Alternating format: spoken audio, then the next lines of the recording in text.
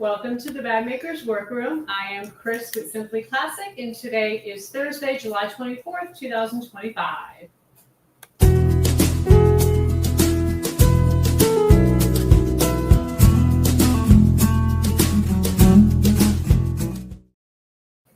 Thank you so much for joining us tonight, everyone, and thank you for your patience. We were running a little bit behind schedule tonight.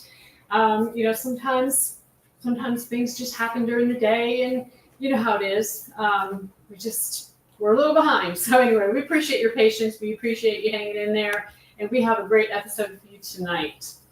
So we go live every Thursday at 7 p.m. Eastern Time. If you can't join us live, watch the recording on YouTube at any time. Make sure you subscribe and click the bell icon to be notified when I post a new video or when we go live. So I'd like to say hi to Candace. She says, this is my first Thursday workroom. Thank you for joining us this evening. Loretta says hello from Oregon. I guess I'm in Georgia. And then Lorraine says hi from Palm Springs. So thank you all so much for joining us tonight. So as you know, July is leather month, right? Self-proclaimed leather month. And our theme today is leather glues and stiffeners. So we are covering all the basics of getting started with leather bag making during the month of July. These are the topics we've talked about so far. So make sure you check those episodes out if you missed them. We have 1 week left in the month. So if you have any leather questions that I haven't answered yet, now's a great time to ask. You can leave them on the comments or in the chat, or you can email me email share@simplyclassic.net and we'll get your questions answered. So here's what we have planned tonight. We'll start by going over the Simply Classic Scoop, which is all the things that are happening behind the scenes and what's new. I'm going to show you our new pattern of the week and our perfect pairings. We'll talk about leather glues and stiffeners tonight. And I know a lot of you have questions about that, so stay tuned for that. I'll let you know about the history of the luxury brand Bulgari. We're going to feature our customers' bags in Artistry Avenue. And then finally, we'll do a Q&A and give away a pattern tonight. So as a reminder, if you have any questions during the live stream, go ahead and ask them in the YouTube chat. Please take a second to click a thumbs up button below, and that's going to help us reach more people. So we're going to start with the Simply Classic Scoop, and this is where I tell you what's kind of going on here in the Simply Classic world. And the first thing we want to remind you about is, even though it's leather month, self-proclaimed leather month, we wanted to show you a little love to faux leather as well. So we're having a sale on faux leather in vinyl. It's buy one, get one 20% off. So there's no coupon code. Just add 2 rolls of faux to your cart and we'll automatically take 20% off the lower priced item. So there's no limit. If you get 20 rolls, 10 of them will be 20% off. The sale ends tomorrow. Okay, so tomorrow, Friday, at 11:59 Eastern Time. So make sure you order before then if you need to stock up. We also want to remind you about our Classic Fuse woven interfacing that we launched last week. It's an alternative to products like the Pellon SF101 for interfacing lightweight fabrics that are used in linings. So unlike most other interfacing, it has a fully coated adhesive back, not glue dots. And I talked about Classic Fuse in detail last week on the live stream. I also did a YouTube video about it on Tuesday. So go check those out if you missed it. It's going to tell you more about the product. We've already had some really wonderful feedback. So a shout out to Leslie and everyone else who has already tried it. And thanks for letting us know. We also want to remind you that the Zara pattern launches next week. It's going to be July 31st. We usually do it the first day of the month following the subscription box, but we decided to do it on the 31st. And just in case you miss it, I'm going to give you a little bit of a sneak peek. I actually have 2 versions here. We have got, I did opposites. I want to show this to you because it's really a great way to color block. So we have 2 here, and you see they're opposites. So we've got, whoops, I got a little top heavy here. There we go. So we have the This one here in this hand has got a little bit of quilting on it as well in this center panel here. So you can do a lot with this bag, a lot of color blocking options. And I'm going to tell you more about this bag next Thursday, but this is just kind of our sneak peek for it.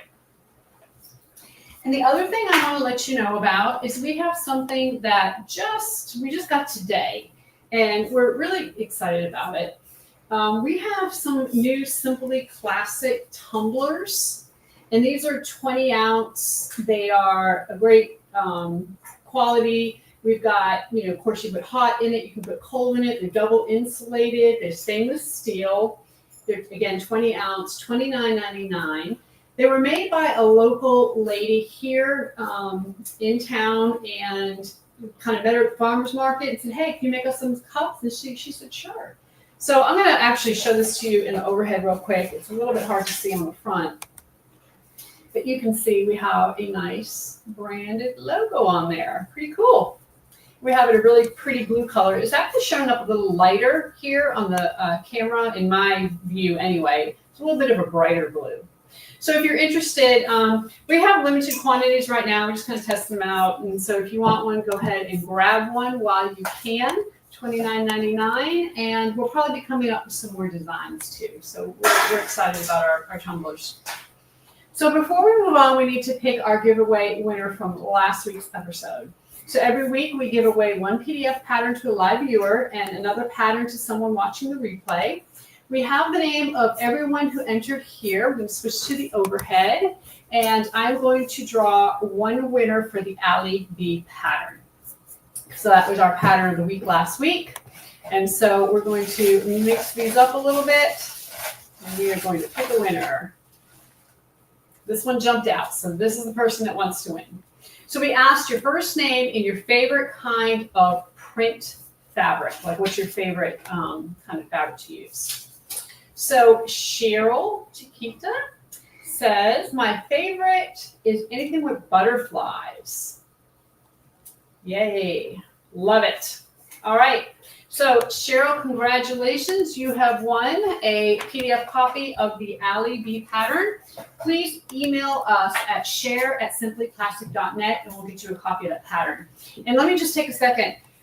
We do try to give away things, of course, patterns and all different things, throughout as we do our episodes, and we also try to sometimes pop on and give things away.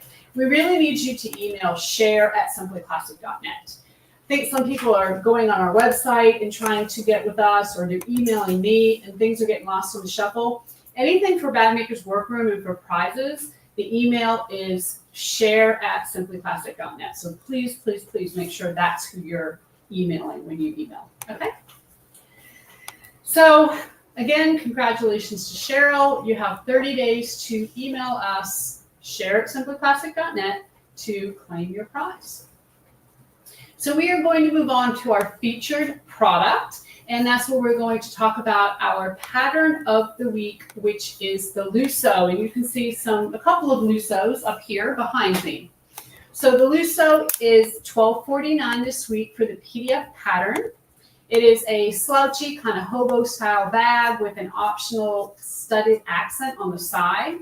It's for a confident beginner, and it really works best with lightweight material. Okay, so ostrich is probably a little bit too thick for it, but anything lightweight is going to be fabulous. And of course, our lightweight lambskin leather is also amazing with it. So it's the placement of the stabilizer in this bag that kind of helps give it that slouchy shape. And we also have this kind of asymmetric one here. It's not included in the pattern, but I did do a YouTube video on that. So we are going to link all of those videos and everything we mentioned tonight in the description once we're done with the live stream. So make sure you check that out if you're interested in anything. So we are going to go to the overhead, and I'm going to show you a Lusso that I made in leather. So this is a lambskin leather, and it is in the color burgundy. And I actually used brown accents on this. So here is the option for I like to use Chicago screws on the side because it's a lot easier to install. If you can manage to get your rivet done or your rivet in there, you can certainly do that. But the Chicago screws are really the way to go. Has adjustable handle, and the adjustable handles are adjustable through buckles. Okay, so we have 2 buckles on here. And then, of course, on the inside, we have a slip pocket here on one side. We have a zipper pocket here on the other side. And then, of course, a key fob. So the Lusso is really great as an everyday bag. It is, as you put your stuff in here, it's going to slouch because you're going to have weight in there, and that's what kind of gives it the slouch. It is 12 inches wide by 8 inches tall and about 5 inches deep. Okay, it's a pretty deep bag.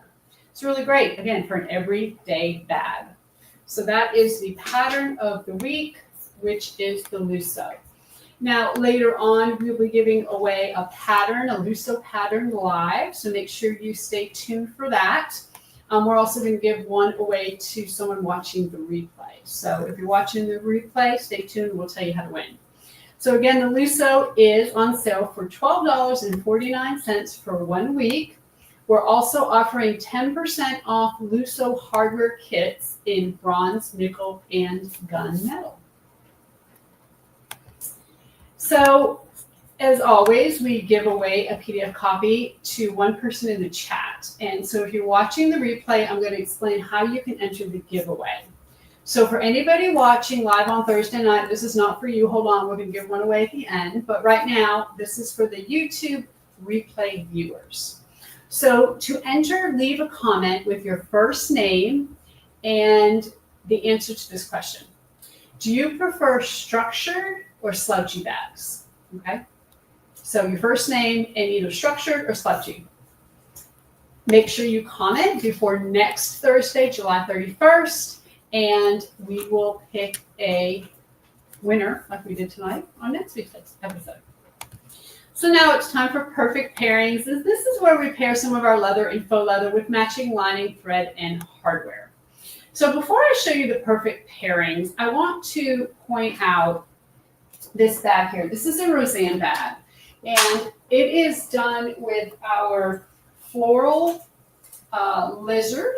We have this in white and black, in blue and black, and it's done with dark gray.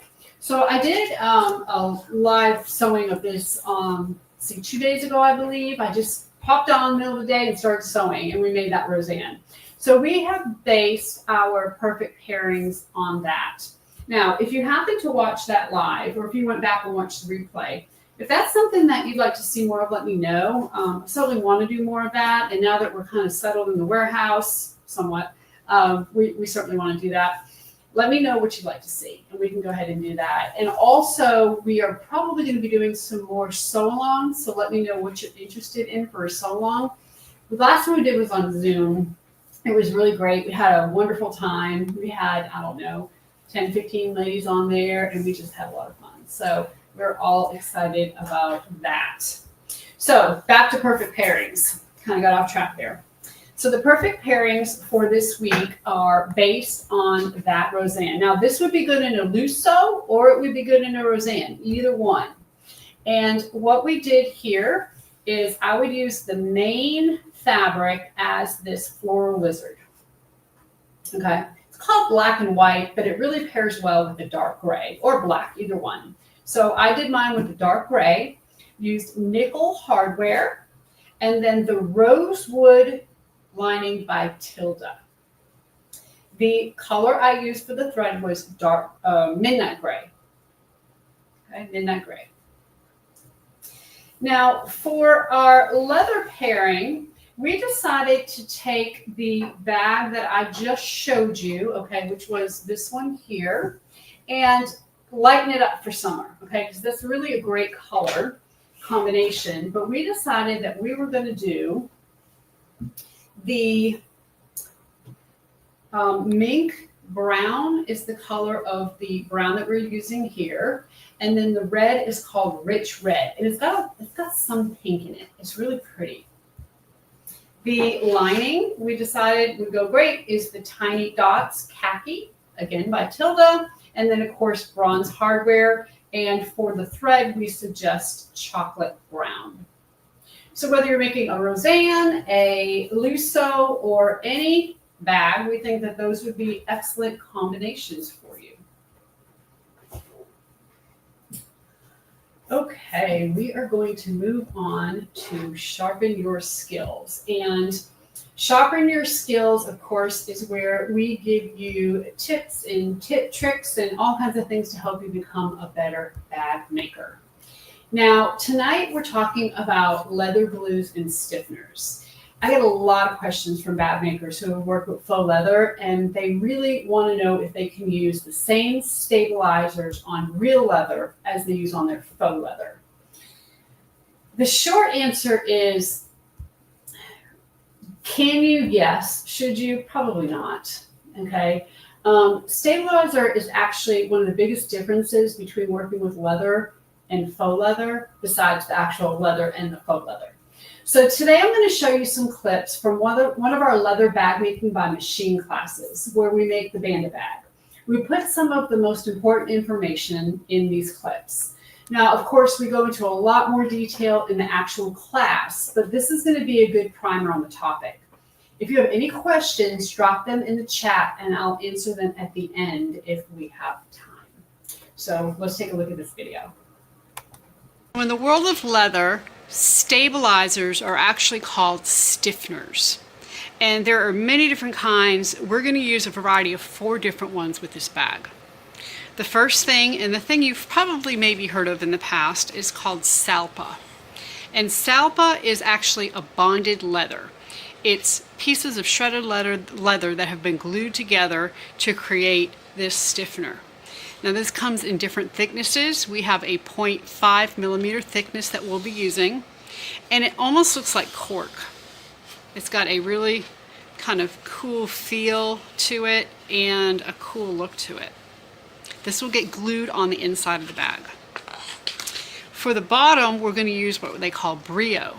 Now brio is a little stiffer, more like what we would think of as Decoville heavy in faux bag making.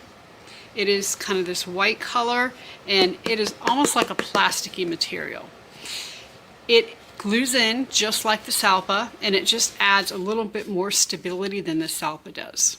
Then we're going to be using this product, and this is a cushion, a cushy product. This is called Saba. It is stretchy, and that's just kind of part of what the product does, although we're not really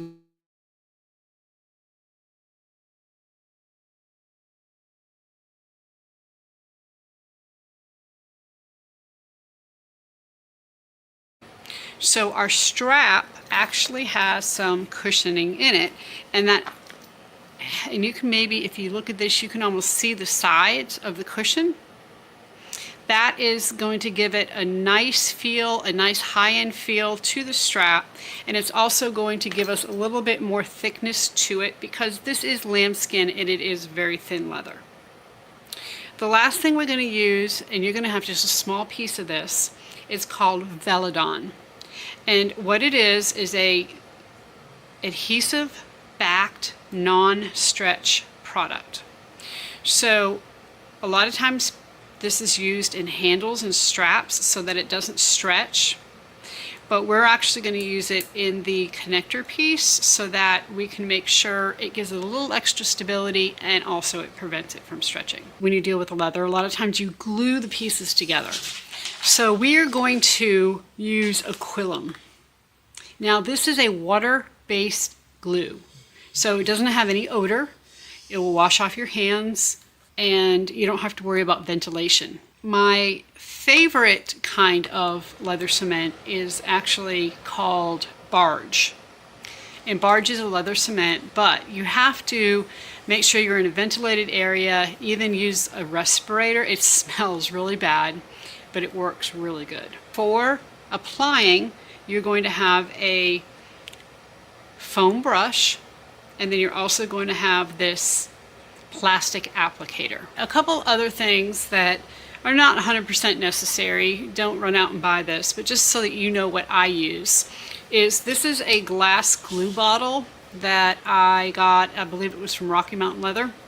And the thing that I like about it is it obviously keeps the glue from drying, and then it also has a brush on it. Now that brush is just a way for me to get the glue onto the piece of leather, and then I typically use the foam brush or the applicator to actually spread it out. Another thing that I got from them is this small glue bottle. Now again, there's glue in here, it's airtight, and it just has a small little tip that the glue comes out, and you're able to just very, very precisely put glue in an area if you need it. You see just a tiny little bit of glue comes out there. Before we start gluing, you want to make sure that you are protecting your surface. I recommend something like a shelf liner, which you can just get from the dollar store, or some kind of plastic. Don't use paper. You have to put glue on both pieces in order for the glue to work and to stick. So we are going to be putting glue on both wrong sides. If you don't do that, if you just glue and stick it together, it's not going to stick. You're going to see that I have a heat gun that I'm going to be using to help speed this process along for me. You certainly do not need a heat gun. You can use a hair dryer, or you can just be patient and wait to let it dry, but that's not something I'm very good at. Don't use it on your cutting mat. You want to pick the piece up and dry it or move it somewhere else, because any kind of heat on these mats makes it bow up. So just kind of keep that in mind. And the other thing is you want some kind of damp cloth. So part of my cloth is damp, part of it's dry. I'm always going to have this around just to kind of get the glue off my fingers. I don't want it to get on the right side of the leather. Leather itself, especially with this genuine leather that we're using, you actually can rub the glue off, but you're not going to be able to rub it off of the suede or hair on hide. So I'm just going to go ahead and open this up, and you're going to see I have a brush on here. I'm going to just use this brush to get some on the suede, and then use my foam brush and my applicator to kind of spread it out. And again, I want to make sure I get all the way around to the edges of where the pattern piece is going to be. Now you don't want to put it on too thick, because then it's going to take forever to dry, but at the same time you don't want to put it on too thin so you don't have enough glue. So there's kind of a fine line there, but if you put too much on, you can always use your foam brush to take it off, or your applicator. It's tacky enough to stick together. Now, the main thing you want to make sure of with this is that you get it all nice and smooth, and you make sure that the glue is holding in all areas. The reason why we glue is because we want two pieces of leather to come together and then act as if they're one. We're taking essentially two pieces and turning it into one. So that's the super important thing about glue and why we use it. So I'm going to try to line up the glue edges as best as possible and just lay this down. Now, pretty much once you're together, it's together, okay? It's hard to take apart at this point, so you really want to try to make sure you line it up right the first time. That's when these applicators come in too, when you want to make sure the glue adheres in all spots. So you just want to run this along your piece to make sure all areas are adhering. And then once we cut this out, this is essentially going to be just like one big piece, or one piece of leather. So I'm just going to let this kind of dry for a few more minutes, set this aside. I'm going to turn these over, and I'm going to mark my seam allowances. That seam allowance is going to do two things for me. It's going to help me when I sew the bag together so that I know where the seam allowances are and where I need to sew. But it's also going to help me know exactly where I need to put the stabilizer and how far I need to put the glue over. So you can use a silver marking pen here, and if it's on the wrong side of the leather, you can also use a ballpoint pen. That's what I'm going to use so that you can see it. And this is just going to help you be precise. Now this is a step that is extra. And I know that it's probably going to be a step that you might want to skip, but I highly recommend you don't. And here's the reason why. Our goal is going to be to get glue up to this line, these lines all the way around. Before I put glue on anything, I'm going to go ahead and lay this down in the salpa and make sure that it fits. And I want it to fit within these marks. So in order to make sure that I have the right dimensions, I'm going to just kind of place this down, and I want to be able to see my lines. So I can see the line over here on this side and over here on this side. On this side, I can't quite see my line. So I'm going to shave a little bit off of the salpa, put some glue on both the salpa and the piece of leather. Now the brio is going to go down here at the bottom. So before I put glue down here, I'm going to go ahead and glue the salpa on. So I'll put glue on the leather, and I'm going to put glue on the back side of the salpa. And again, we want to get all the way to the lines. Now it's really important for me to have this top edge be perfect, because when we sew the top edge together, obviously that's where we want to get our nice crisp edge for our bag.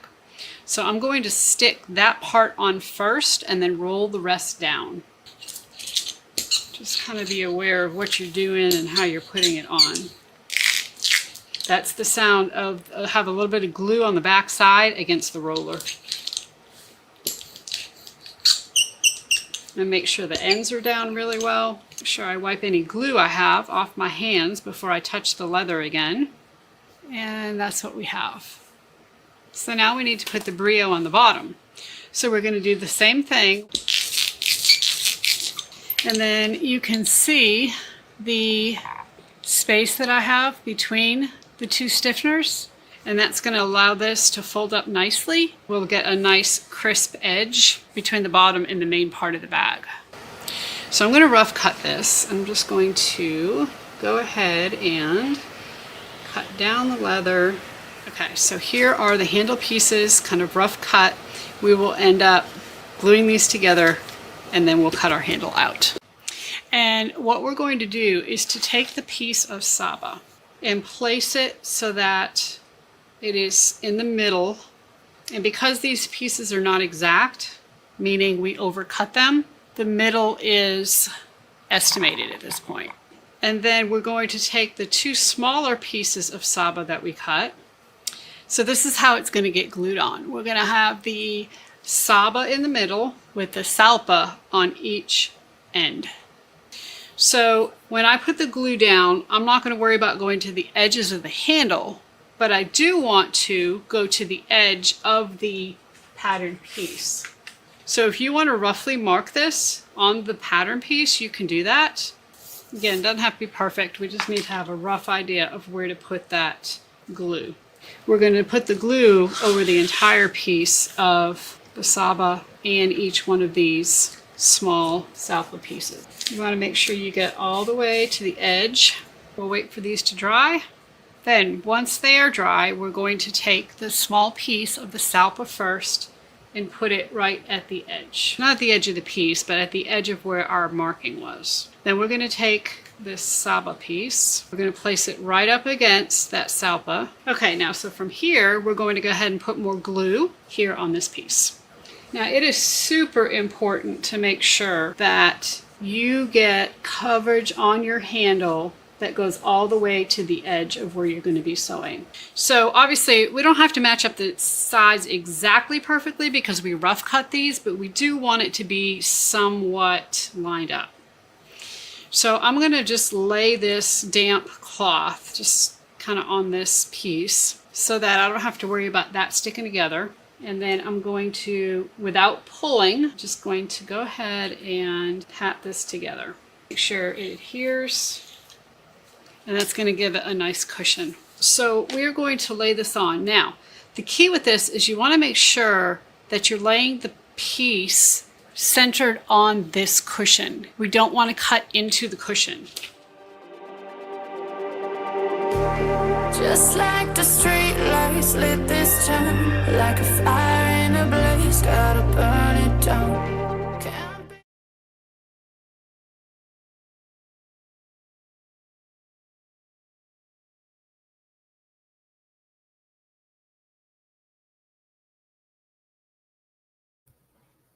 I hope you found this segment helpful. I highly recommend taking the bandit class with me. Our students have the opportunity to work with all these materials to make a leather bag. And of course, we go over a lot more information than we couldn't fit in today's episode.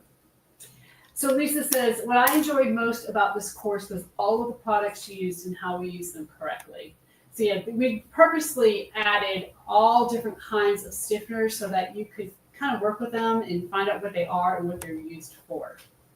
So I'm actually teaching a bandit class right now, and right now we don't have any classes scheduled, but if you're interested in taking a bandit, make sure that you email us and let us know, because we're always willing to add more classes if we have enough students that are, wanting to take the class. This last class we filled, and it's been fantastic. They've been great, and we had a good Zoom last night. So I really enjoyed getting together with all of you. So now it's time for the Thursday thread, and this is where we tell a sewing story, either from my life, your life, or from history. Today, I'd like to talk about the history of Bulgari. So Bulgari is an Italian luxury fashion house that was founded in 1884. The name Bulgari is often styled with a V instead of a U, like in this logo, but it's still pronounced as Bulgari. Bulgari is different from a lot of brands we've covered because it started with jewelry and metalworking and not leather. It was founded in Rome by a silversmith named Soterio Bvlgari, and that's right, Bvlgari, not Bvlgari. So anyway, the names are all different. We're going to talk about that in just a second and how he got there. So Salterius was originally from modern-day Greece, where his family had owned a jewelry store for generations and passed the art of silversmithing down to him. When he was young, he and his father traveled the region selling their creations. By the time Sartorius was in his early 20s, there was so much political unrest in the area that he decided to move to Italy. So first, Sartorius tried to open a jewelry store in Naples, but it didn't last very long. Unfortunately, the store was robbed multiple times, so he ended up moving again, and this time he moved to Rome. So in 1884, Sartorius officially opened his first successful jewelry store under the name Bulgari. The shop was in Rome, and it didn't take long before Bulgari was known all over Italy for its high-quality craftsmanship.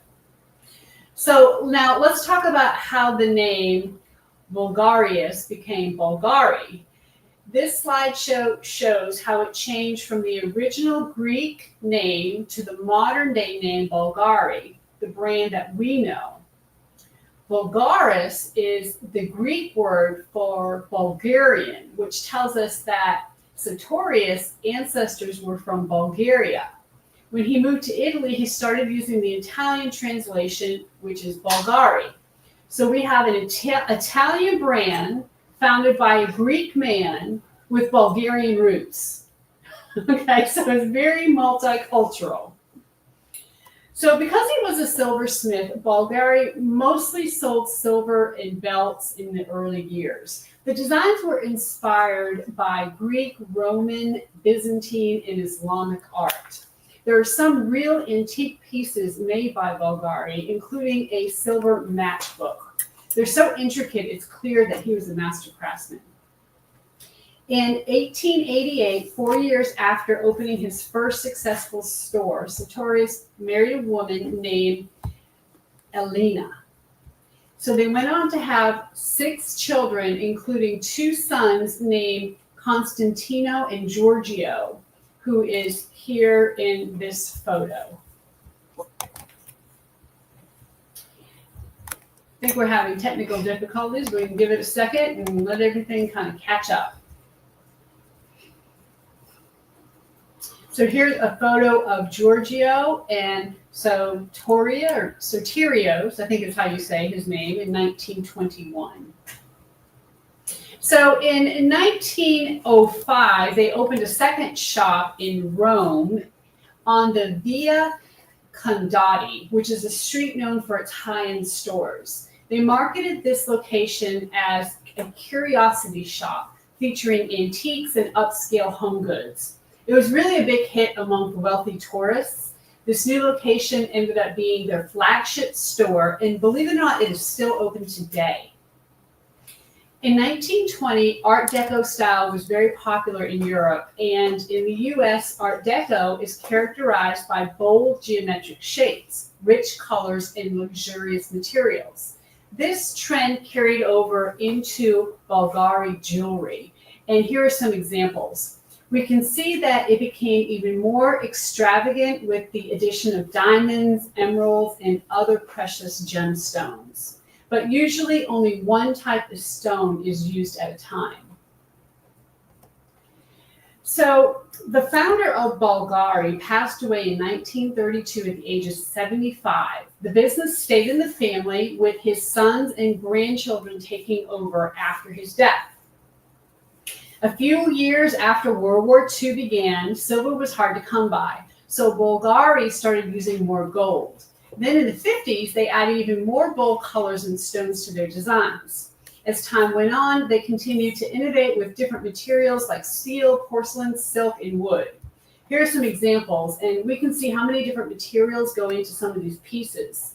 In the early days, they only used silver, but here we see one brooch made with at least 5 or 6 different materials.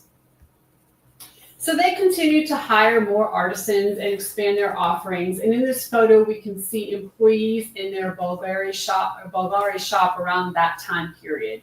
That looks like a very nice, neat workroom. The Bulgari in the mid-1900s, they switched the Bulgari logo that is still used today. They also created their iconic Serpenti design in 1948, which has a unique spiral shape reminiscent of a snake. They created it using metalwork technique they called tubogas, which originally developed to make industrial pipes. At first, they used this design mostly in wristwatches like these, specifically the 2 gold watches on the bottom. But over time, Serpenti transformed from a snake-like shape into an actual snake motif like the one you see in the middle. So the Serpenti design was not just used in wristwatches, it also appeared in the form of bracelets, necklaces, rings, and more. Snakes were especially trendy in the 1960s, and that was partially thanks to Cleopatra movie starring Elizabeth Taylor. It was filmed in Rome, and Elizabeth Taylor famously wore a Bulgari Serpenti bracelet during a photo shoot on set, which we can see here.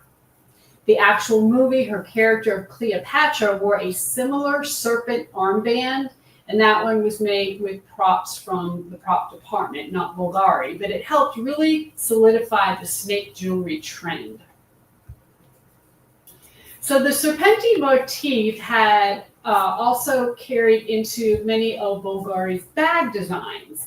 So in fact, their bags are influenced by metalwork techniques in a lot of different ways. So let's talk more about that.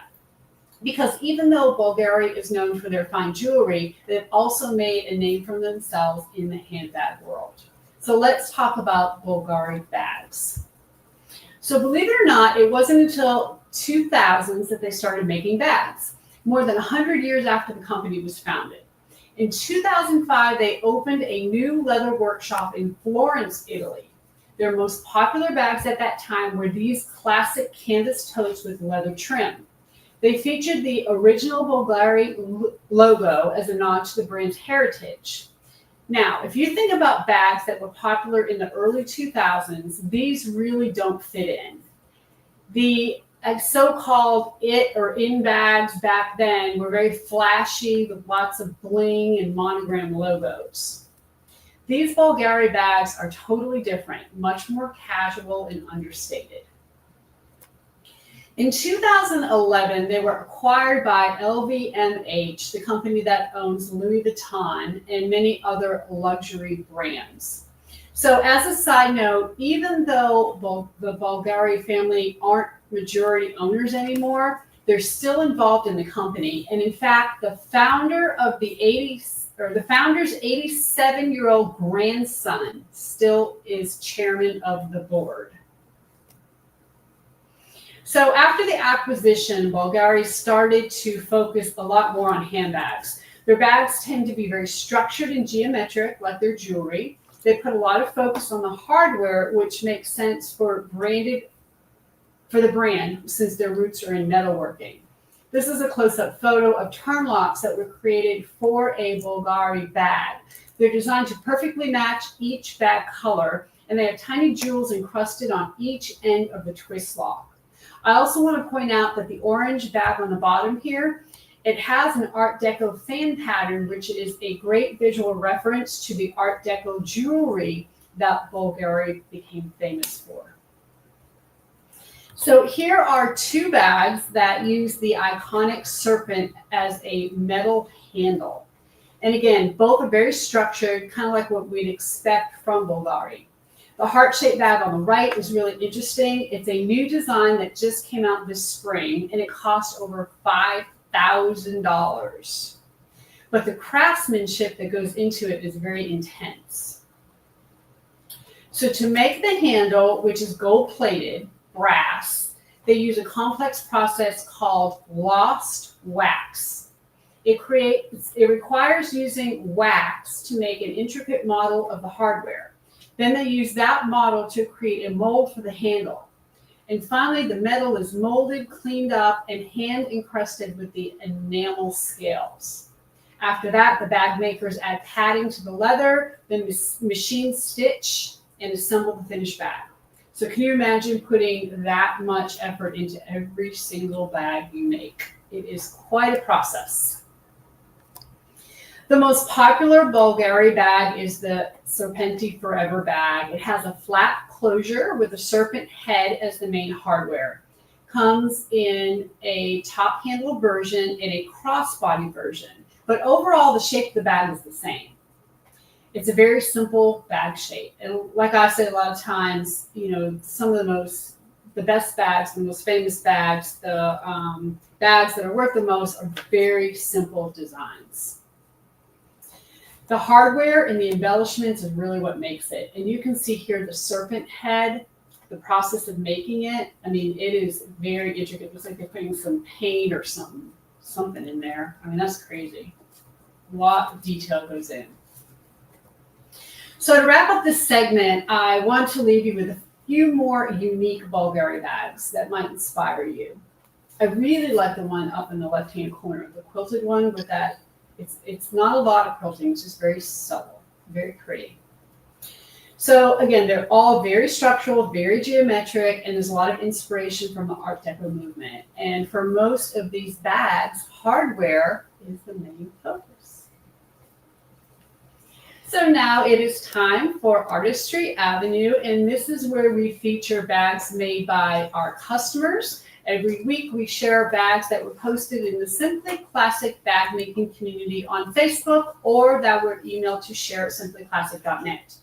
Featured artists will win a PDF pattern of your choice. This is open worldwide.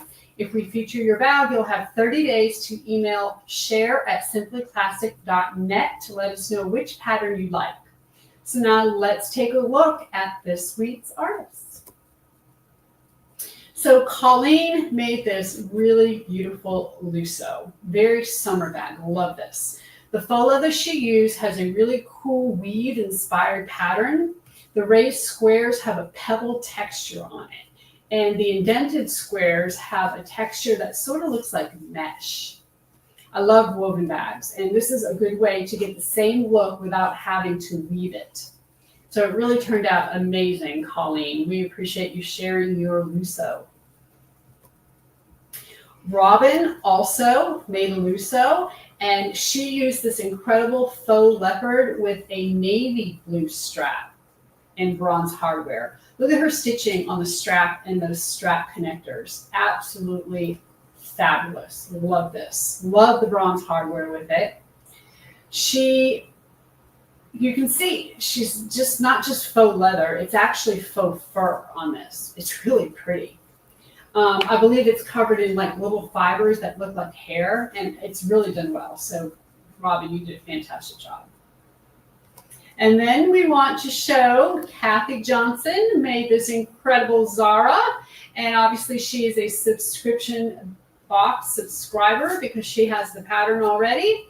She is from Dogwood Grove Goods. So the Zara, of course, is not available to the public just yet. It'll be released in a week, July 31st. So I'll tell you about the pattern on the next week's live. But I love that Kathy had to include it and she's posted a picture. She actually used leather scraps. This is real leather. And she used leather scraps that she had laying around. She said like she had these 5 small hides and she's had them for a few years. She never knew what to do with them. And she ended up color blocking and made this amazing Zara. Absolutely gorgeous. So congratulations to all of our artists. Please email us within 30 days to let us know which PDF pattern you like. And again, that's share@simplyclassic.net. So before we move on to our Q&A, let's give away a PDF copy of the Lusso. And this is a giveaway that's open to our live stream viewers. It is open worldwide, so you're welcome to type the word in no matter where you are. The word you're going to type is luxury, Luxury, luxury. Type that in the chat, and the Lusso is the Italian word for luxury. That's how that came about. So go ahead and type that in, and while we're waiting for the computer to pick a winner, just type it one time, we're going to look at questions. So Betsy asked on YouTube, if I'm making a Bircham with the lamb leather that I purchased from you, what do I use for a stabilizer? And this is a very quintessential question that I get all the time. How do I do it? What do I do it? How do I stabilize? And hopefully that video we just played really helped. Basically, you're going to use some kind of leather stabilizer. Specifically, of course, we use Salpa here, but there's other kinds as well.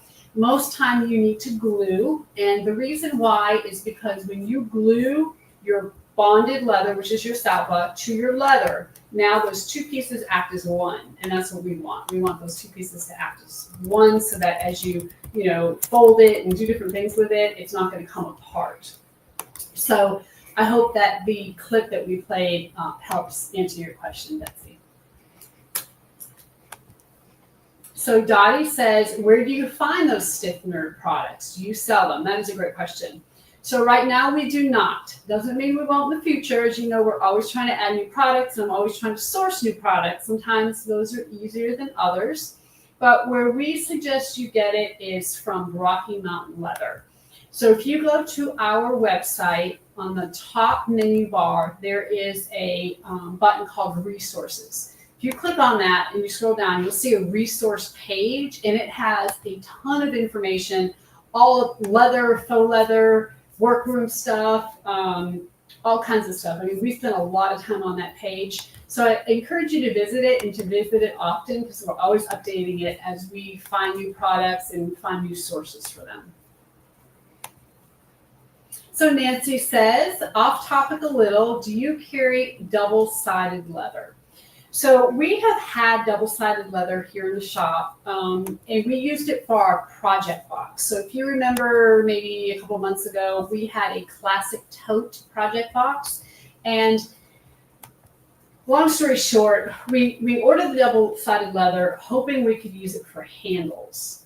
Well, it ended up not being thick enough and almost being just a little bit stretchy. It just wasn't right for handles. So we had to find something else to do with it. So we ended up doing these leather project boxes with that classic tote. And the good thing about the double-sided leather, of course, is that you don't have to line it, right? You've got essentially it's self-lined. So have we ever had it? Yes, but it hasn't been for sale like our other hides. We actually did the project boxes with it. And we also have the skill builder kits. It's a little pouch that we offer a couple different, I've mentioned it before, a couple different things that you can do with it. What I love about the double-sided leather is you can cut and you can twist it and you see both sides and it's really pretty. And in that skill builder kit, we show you how to do that. So Lisa says, would love to see the Band-A-Bag 2.0, a different color leather and products used. such, sign me up. Okay, we're definitely going to be adding more classes, leather bag making by machine classes. Obviously it takes us a lot of time. I have to do the pattern and then the videos and such. But of course we have 2 out right now. We have the Banda that we give, and we also have the Lacy. And the Lacy is a totally different kind of bag. You're still using stiffeners, and we're using them in a little bit different way. And you cut your pieces out a little different. So it's really a good class. So All Things Stephanie says, will there be any more Lacy leather classes? Yes, so we actually just finished talking earlier this week. We think we're going to open another one up for, I think we said September 19th through the 29th. But don't quote me on that. I'm pretty sure we can do it in September. So we'll, of course, announce it here and we'll put it on our website. But we are going to do another Lacy. We've had a few people ask about it, and it's really a great bag. I love the Lacy. Okay, so we're going to move on and see who won the pattern tonight. And our winner is Melinda Brown. So congratulations, Melinda. You have won the pattern of the week, which is the Lusso. It's a PDF pattern. So make sure you email share@simplyclassic.net. And we will go ahead and get you your pattern. If you could please email us within the next 24 hours, that would be fantastic. We'll get your pattern to you right away. So thank you so much for joining me for the Bag Maker's Workroom this evening. I hope everyone has a safe and fun weekend. Make sure you join us next Thursday, July 31st. It's the final week of July, so it'll be our final leather episode. We'll be here at 7 p.m. Eastern Time. Don't forget to submit your Simply Classic makes by posting on the Facebook group or by emailing share@simplyclassic.net. And please remember to hit the thumbs up button on your way out. Till next week, everybody, happy sewing.